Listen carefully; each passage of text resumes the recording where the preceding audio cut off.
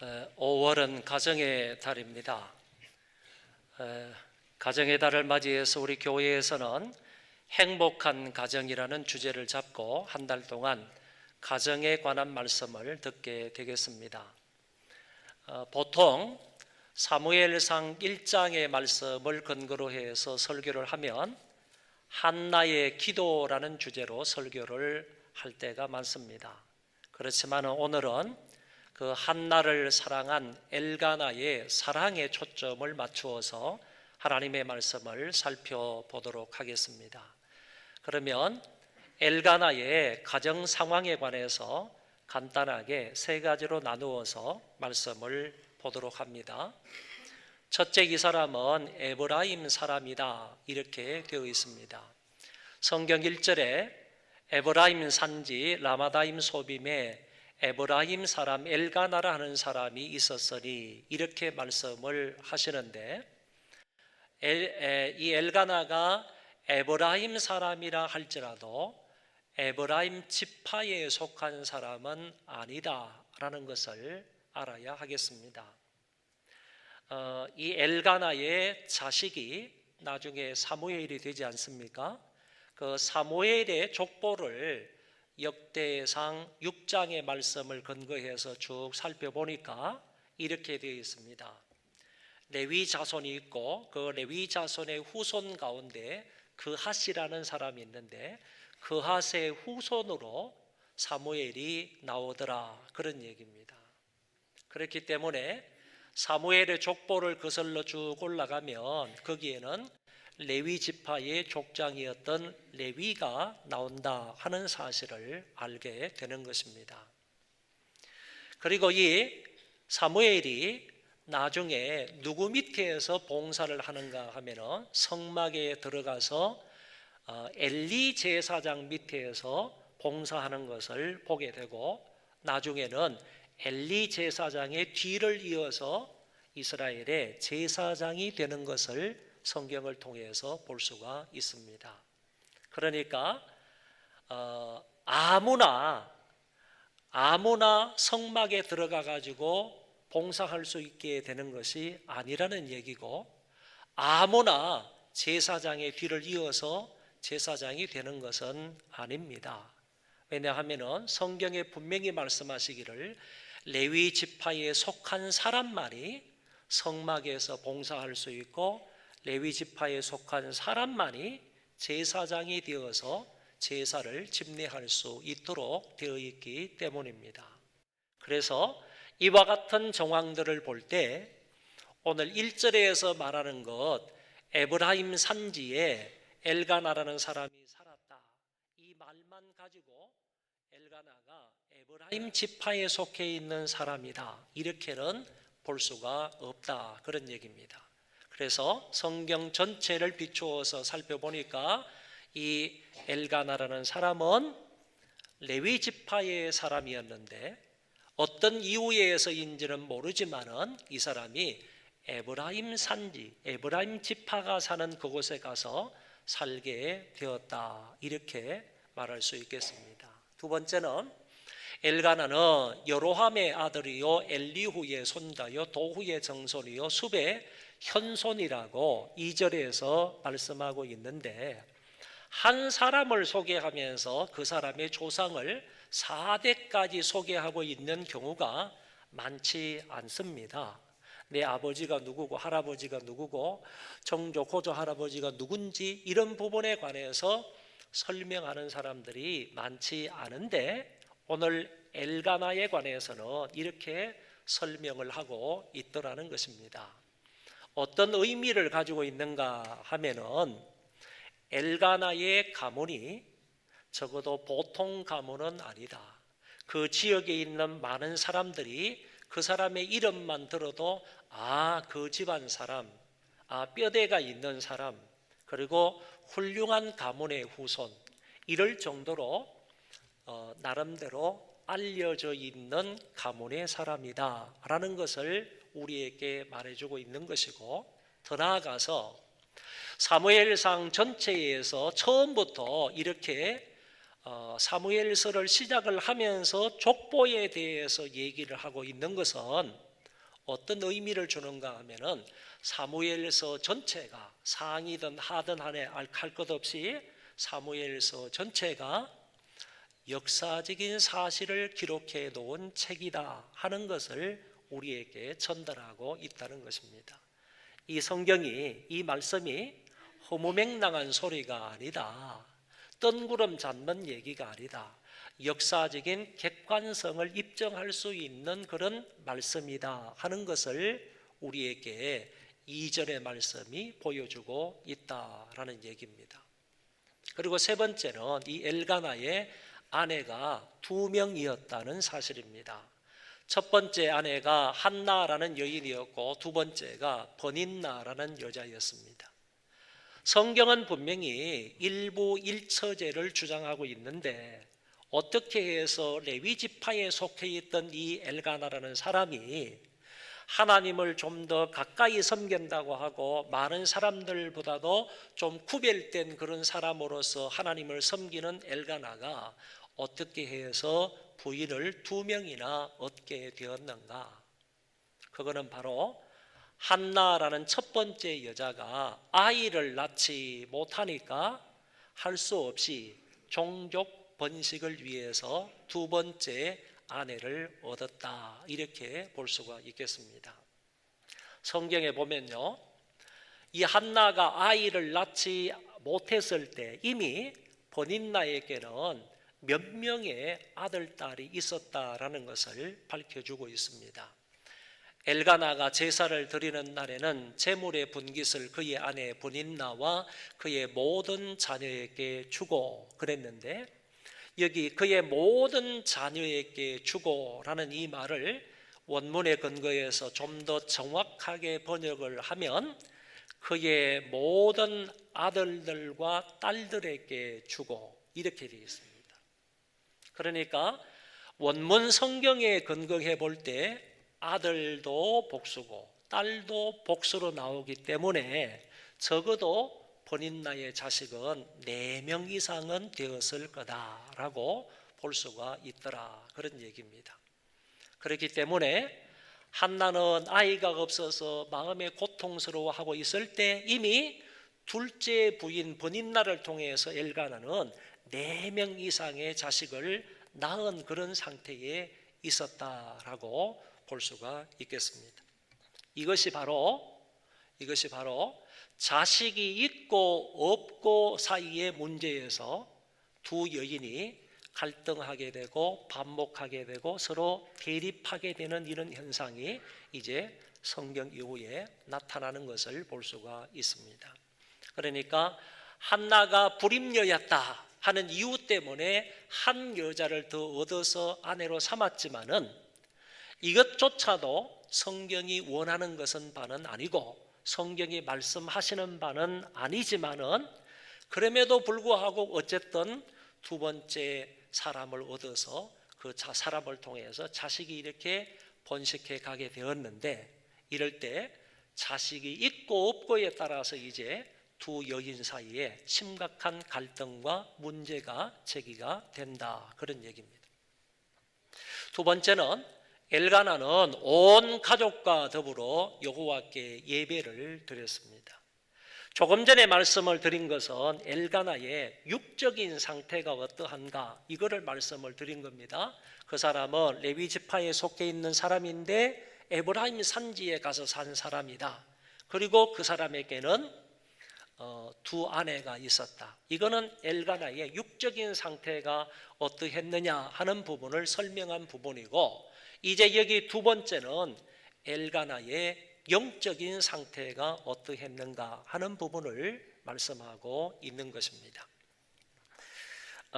이 사람 성경을 보면 이 사람이 매년 자기 성읍에서 나와서 실로에 올라가서 만군의 여호와께 예배하며 제사를 드렸는데 엘리의 두 아들 홈니와 비느하스가 여호와의 제사장으로 거기에 있었더라. 이 사람은, 엘가나는요, 매년마다 하나님 앞에 예배를 드려야 할 때마다, 특별히 히브리인들은 1년에 3차례는 반드시 하나님 앞에 나아가서 절기를 지켜야 했는데 6월절, 오순절, 초막절 이런 절기 때에는 온 가족들이 반드시 하나님 앞에 나아가서 예배를 드려야만 했습니다.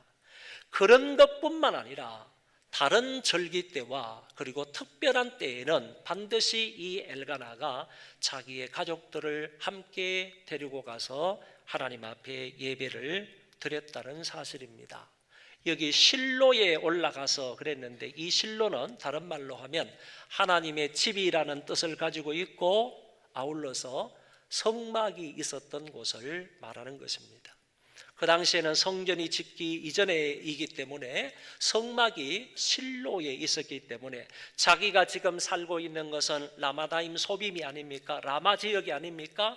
그 라마에서 출발을 해서 항상 실로까지 올라가서 그 실로에서 제사를 드리고 예배를 드렸다 하는 얘기입니다.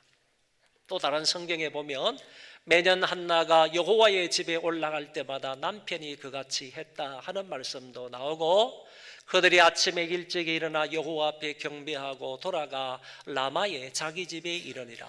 그 사람 엘가나와 그의 온 집이 온 가족이 여호와께 매년제와 서원제를 드리러 올라갔다 하는 말씀이 분명하게 나오고 있습니다. 이와 같은 모든 말씀들을 종합해 볼 때 이 엘가나는 자기의 가족들과 더불어서 하나님 앞에 예배를 드려야 할 날을 어기지 아니하고 나아가서 하나님 앞에 예배를 드린 사람이라고 말할 수 있습니다. 이런 것을 통하여서 우리가 볼 수 있는 것은 이 사람은 가정의 영적 가장으로서 역할을 잘 감당한 사람이다라고 볼 수가 있습니다. 여러분, 가장으로서 육적인 일들도 감당해야 되겠지만은 가장으로서 영적인 일을 잘 감당했던 사람이 엘가나였다 그런 얘기입니다. 왜냐하면은 우리 가정에 내가 가장이라면 그것도 영적인 가장이라고 한다면 이 가장으로서 이 가족들을 이끌고 하나님 앞에 나아가서 예배를 드리는 일은 너무너무 소중하고 중요한 임무입니다. 그렇기 때문에 엘가나는 영적인 가장으로서의 책무를 잘 감당했던 사람이다라고 볼 수 있는 것입니다. 이 사람은 하나님 앞에 나아가서 예배를 드렸을 뿐만 아니라 예배 때마다 귀한 예물을 가지고 나아가서 예배를 드렸습니다. 여러분 기억하시기를 바랍니다. 과거에도 그렇고 지금도 마찬가지로요. 우리의 예배에는 반드시 하나님이 기뻐하시는 예물이 있어야 한다는 것입니다. 이 예물은 내 마음의 표현이고 뿐만 아니라 감사의 표현이고 하나님 앞에서의 신앙 고백의 표현이기 때문에 그렇습니다. 하나님이 말씀하시기를 누구든지 나에게 올 때에는 빈손으로 오지 말라 그렇게 말씀하셨습니다. 하나님이 돈이 없어서 돈이 부족해서 빈손으로 오지 말라 이렇게 말씀하신 것이 아닙니다. 너희들의 마음을 물질로 표현해라 그런 얘기고 감사한 마음이 있다면 물질로 그것을 표현해라. 나에게 신앙 고백을 할 것 같으면 물질로 그 신앙 고백을 표현해라 하는 의미로 하나님께서 이렇게 말씀하신 것입니다. 또 뿐만 아니라 예수님께서도 실제적으로 말씀하시기를 물질이 있는 곳에 너희의 마음이 있다 이렇게 가르쳐 주셨습니다. 한번 따라하겠습니다. 물질이 있는 곳에 너희 마음이 있다. 이거를 거꾸로 하면 안 되는 겁니다. 주님께서 거꾸로 말씀하시지 않으셨어요. 마음이 있는 곳에 물질이 있다 이렇게 말씀하신 것이 아니고 물질이 있는 곳에 너희들의 마음이 있다고 주께서 말씀을 하셨다는 겁니다. 여러분 선교에 마음이 있나요? 그러면 선교 헌금을 할 때요. 내가 지금 인도에 큰 어려움이 있어서 인도의 선교사님을 위해서 적든 많든 간에 하나님 앞에 헌금을 드릴 때요. 헌금이 인도 선교사님을 위해서 드려지면 내 마음이 인도 선교에 간다는 얘기입니다. 물질이 가야 내 마음이 그곳에 간다는 얘기예요. 여러분 어려운 사람을 보면 구제하고 싶은 마음이 있는가요? 그 사람을 위해서 실제적으로 구제 헌금을 드릴 때, 내 호주머니를 열어서 그 사람에게 구제를 할 때요, 내 마음이 그 사람에게 간다는 얘기입니다. 그래서 주께서 말씀하신 이 말씀을 우리는 예배 때마다 기억을 해야 되는 겁니다. 정말로 하나님을 사랑하는 마음으로 은혜 받기 위해서 예배를 드리려면요, 예배와 아울러서 하나님이 기뻐하시는 예물도 따라와야 한다 하는 것을 말할 수가 있습니다. 지난 한 달 동안요, 우리는 자녀들을 위해서 부모들이 20일 동안 기도를 했습니다. 20일 다 참석한 사람들이 꽤 많습니다. 한 130여 명이 넘는 것 같아요. 그리고 하루 빠진 사람 합하면 한 150여 명 정도 되는 것으로 생각을 하는데, 그런데 그분들이 매일마다 나오면서 봉투에다가 자녀를 위한 기도 제목을 적었는데, 제가 일일이 다 그때마다 다 살펴보았습니다. 그런데 그 기도 제목 가운데서 이런 기도 제목들이 참 많았습니다. 우리의 자녀들이 하나님 앞에 예배를 잘 드리는 자녀가 되게 해 주십시오. 우리의 자녀들이 하나님 앞에서 예배를 잘 드리는 그런 자녀들이 되기를 원한다는 소원의 기도 제목을 적고 있었고, 더 나아가서 우리 모든 가족들이 주일마다 하나님 앞에 나아가서 예배하는 그런 가족들이 되게 해 주십시오, 이런 기도 제목도 있는 것을 보았습니다. 여러분들이 진실된 마음으로 그 기도 제목을 따라 기도했다면 하나님께서 반드시 응답해 주시리라 믿습니다. 사실 이거는 굉장히 중요한 겁니다. 굉장히 중요한 거예요. 나뿐만 아니라 온 가족이 한마음 한뜻으로 하나님 앞에 나와서 신령과 진정으로 예배한다는 이 사실은요, 우리가 할 수 있는 그 어떤 일보다도 더 중요한 거예요. 가장 중요한 의미가 있는 것입니다. 그런데 이 엘가나가 자기의 모든 가족들과 함께 자기 고향을 떠나서, 라마를 떠나서 실로에까지 내려가서 하나님 앞에 예배를 드리는데, 그 실로에서 예배를 주관하는 사람이 누구였나? 제사를 주관했던 사람이 누구였나 하면 홈리와 비느하스였습니다. 이 사람은 엘리의 아들입니다. 그런데 영적으로 무감각한 사람이에요. 제사장임에도 불구하고 영적으로 무감각한 사람이라는 겁니다. 더 나아가서 성경에 보니까 홈리와 비느하스는 어떤 사람인가 하면은 하나님을 알지 못하는 사람이라고 그랬습니다. 그리고 고기에 대한 욕심이 많아가지고요, 좋은 고기가 들어오면 갈고리로 찍어가지고 그것을 자기가 먹기 위해서 빼돌렸던 사람이라고 그랬습니다. 회막문에서 수종드는 여인하고 간음했던 사람이라고 그랬습니다. 더 나아가서 하나님 앞에 제사를 드리고 하나님 앞에 예배 드리는 것을 멸시했던 사람이 홈리와 비느하스라고 그랬습니다. 이 사람이 예배를 인도한다는 거예요. 이 사람이 제사를 주관한다는 거예요. 이런 사람, 예배를 인도할 만한 자격이 없는 사람, 제사를 인도할 만한 자격이 없는 사람인데도 이 사람이 제사장이니까, 제사장이라는 타이틀 때문에 실로에 들어가 가지고 성막에서, 회막에서 예배를 집례하고 제물을 드리면서 제사를 주관하는 사람이 이 사람인데, 그럼에도 불구하고 엘가나와 그의 가족들은요, 다 함께 모여서 그런 사람인 줄 알매도 불구하고, 저 집례자가 어떤 사람인지를 아는 것에도 불구하고요, 나아가서 예배를 드렸다는 거예요. 그 사람으로 인하여서 엘가나의 가족들은 시험에 들지 않았습니다. 그 사람으로 인하여서 원망하거나 불평하지 않았습니다. 그 사람을 인하여서요, 사람 때문에 하나님 앞에 나아가서 예배를 드린 것이 아니고, 오로지 그 사람이 어떤 사람이든지 간에 하나님만 바라보면서 하나님께만 예배를 드리고 하나님께만 예물을 드리면서 온 가족이 예배했던 사람이 엘가나입니다. 우리 같으면 그럴 수 있겠어요? 설교하는 사람이, 예배를 집례하고 인도하는 사람이 어떤 사람인지 다 드러나 있으면 여러분들 아무렇지 않게 생각을 하면서 그 사람의 일에 시험에 드는 것도 아니고 불평불만하는 것도 아니라 내 예배의 대상은 하나님 여호와이시다, 예물을 받으실 분도 하나님 여호와이시다, 이런 마음과 신앙으로 하나님 앞에 나와서 그래도 예배를 드릴 수 있겠습니까? 엘가나는 그랬다 하는 부분을 오늘 말씀을 통해서 확인할 수 있습니다. 세 번째, 엘가나는 자기 부인을 정말 지극히 사랑했던 사람입니다. 누구를 사랑한 줄 압니까? 엘가나가 누구를 사랑했는지를 아십니까? 여기 보십시오.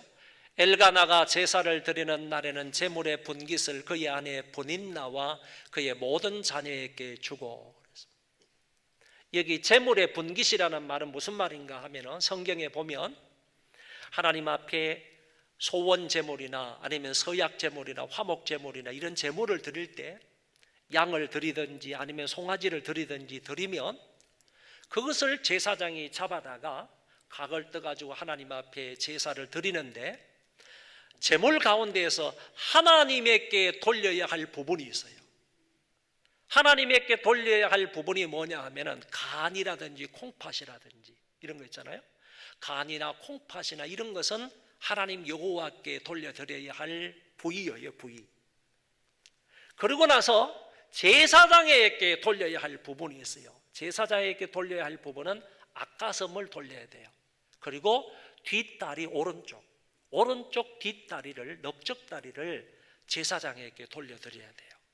그러고 나면 그 나머지 부분은 제사장이 제사를 드리고 나서 나머지 부분은 다 제사를 드리는 사람에게 되돌려 주는 거예요. 돌려주면 그 사람들이 받은 것을 가지고 사람들에게 나누어서 같이 먹고 지내는 것이 바로 제사의 성격입니다. 이렇게 제사를 드리도록 성경에 규정되어 있습니다. 그러니까 제물의 분깃이라는 것은 예배자에게, 제물을 드리는 사람에게 되돌아온 그런 제외된 그런 물질, 그거를 가지고 제물의 분깃이라고 하는데, 이 제물의 분깃을 자기 아내 브닌나와 그 다음에 자식들에게 엘가나가 나누어 주었다. 이 말은 그처럼 자기 아내, 두 번째 아내 브닌나를 사랑했다 하는 말이 되는 것입니다.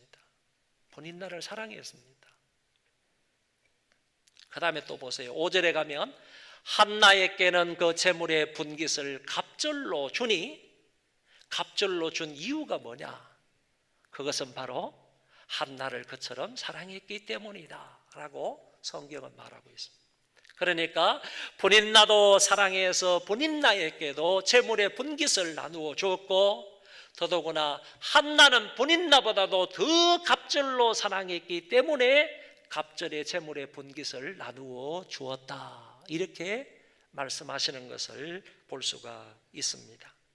그러니까 브닌나보다도 적어도 2배는 더 사랑한 사람이 한나였다라고 말할 수 있겠습니다. 이것뿐만 아닙니다. 아내에 대한 좀 더 애틋한 사랑의 모습이 8절에 나오는데요, 이 한나가 제사를 드리러 올라갔다가 너무너무 브닌나로 인하여서 마음이 상했습니다. 그래서 마음의 고통을 느껴서 먹지도 않은 겁니다. 그리고 그 안에 앉아서 막 우는 겁니다. 통곡하면서 먹지도 않고 슬픈 마음으로 막 울고 있으니까 이 사람이, 자기 남편 엘가나가 찾아와 가지고 이렇게 말하는 거야. 자기야, 울지 마. 그리고 왜 안 먹어? 마음 슬퍼하지 마. 제가 현대어로 바꿔봤어요. 여러분, 그런데 이런 말을 할 수 있다는 것은요, 엘가나가 한나에 대해서 어떻게 생각하는지 마음을 잘 읽을 수가 있는 거예요. 여러분, 그 당시나 지금이나요, 지금은 좀 덜하지만은 그 당시에는요, 불임녀에게 이렇게 애정을 표현하지 않았어요. 이런 관심과 위로와 격려를 하지 않았다니까. 불임녀에게는요, 괄시했습니다. 그리고 불임녀에게는요, 홀대했고 오히려 불임녀를 구박했습니다. 줄 때 처먹지 안 먹는다고. 이런 말을 했으면 했죠. 불임녀에게 이렇게 뭐 한 배라도 주면요, 두 배가 아니라 본인 나에게 주었던 그 재물의 분깃을 한 배라도 주었으면요, 감지덕지하면서 그 사람은 먹어야 됐단 말이지. 그런데 이런 말을 했다는 것은요, 한나에 대한 엘가나의 사랑이, 마음이 어떠한지를 우리는 잘 볼 수가 있다, 그런 얘기입니다. 여기 있는 우리 남편들요, 이런 말을 했다고 그러잖아요. 자기에게 내가 10아들보다 낫지 않은가.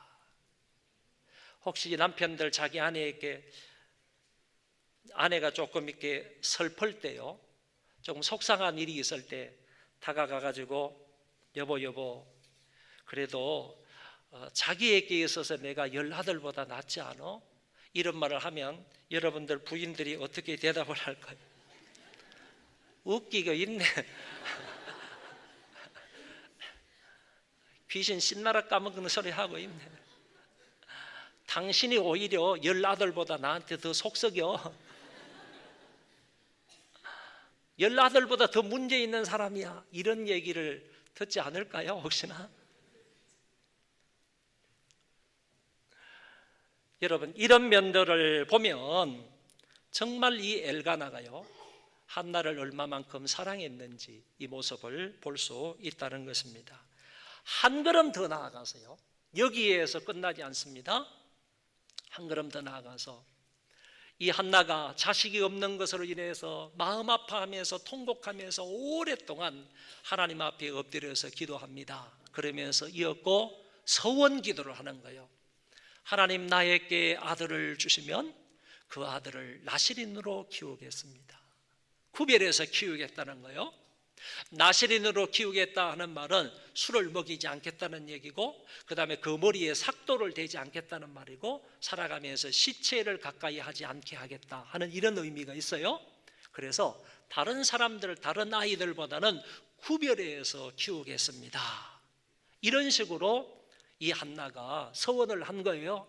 하나님, 그럴 테이니까 하나님 나에게 아들을 주세요. 아들을 주세요. 하나님이 아들을 주시면 내가 그 아들을 반드시 나실인으로 키우겠습니다. 이렇게 울면서 통곡하면서 하나님 앞에 기도를 했더니 하나님께서 그 기도를 들어주셔서 1년 후에 사무엘이라는 아들을 한나의 몸에서 주신단 말이에요.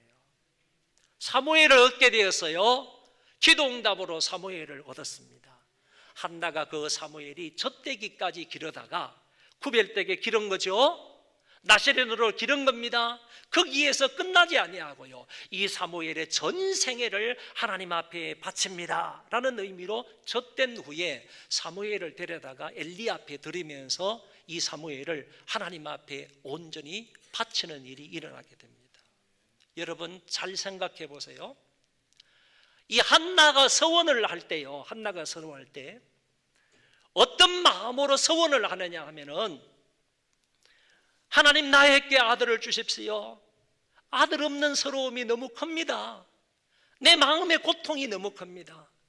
내가 아들을 얻어서요, 버린 날, 나를 억울하게 만든 이 버린 나의 원수를 갚게 해 주십시오. 이런 목적으로 아들을 달라고 서원했습니까? 아니면 아들로 인하여서 내가 조금 호강하는 삶을 살게 해 주십시오. 아니면 나에게도 아들이 있다는 것을 사람들 앞에 자랑할 수 있도록 하나님, 나에게 아들을 주십시오. 이런 목적으로 서원을 했습니까? 그런 목적으로 전혀 서원을 하지 않았다는 겁니다. 이 당시 이스라엘의 상황은요, 굉장히 심각한 상황입니다. 그것을 우리는 홈리와 비느하스의 예를 통해서 우리가 살펴보았습니다. 하나님을 믿지 않는 세계가 되었어요. 부패하고 타락한 이스라엘 백성들이 되었단 말이에요. 그런 사회 속에서 지금 돌아가고 있는데, 하나님께서 나에게 아들을 주시면 내가 이 아들을 당신에게 전 생애를 바칠 터이니까 하나님께서 이 아들을 사용하셔서 이스라엘 이 민족의 타락과 부패한 것을 좀 회복시켜 주십시오. 내 아들을 사용하셔서 내 아들을 통하여서 이 민족을 조금 회복시켜 주십시오. 이런 의도로요, 한나가 하나님 앞에서 아들을 두고 서약을 했다니까, 서원을 했다니까요. 이렇게 해서요, 한나가 아들을 주시면 나시린으로 키우겠으며 그의 전생애를 하나님 앞에 바치겠습니다 라고 서원을 한 거예요. 자기의 억울한 누명을 벗기기 위해서 아들을 달라고 한 게 아니라는 얘기예요.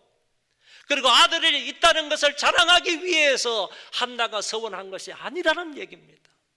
한나가 이런 목적으로, 이런 이유 때문에 서원을 하고 아들을 받아서 이제 젖된 후에 하나님 앞에 바치는 거예요.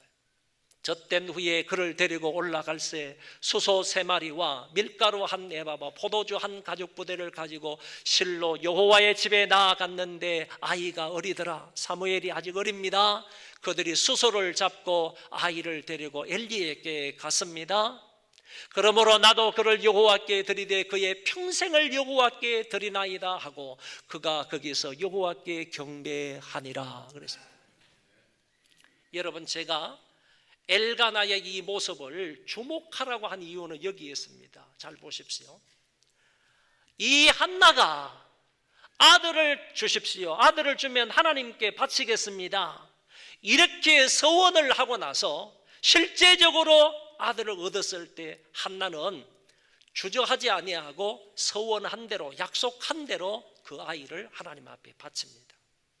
그런데 민수기 30장 6절부터 15절의 말씀에 보면 결혼한 여자가 아무리 좋은 서약을, 좋은 서원을 하나님 앞에 했다 할지라도요, 남편이 허락하지 않으면 그 서원은 무효라는 겁니다.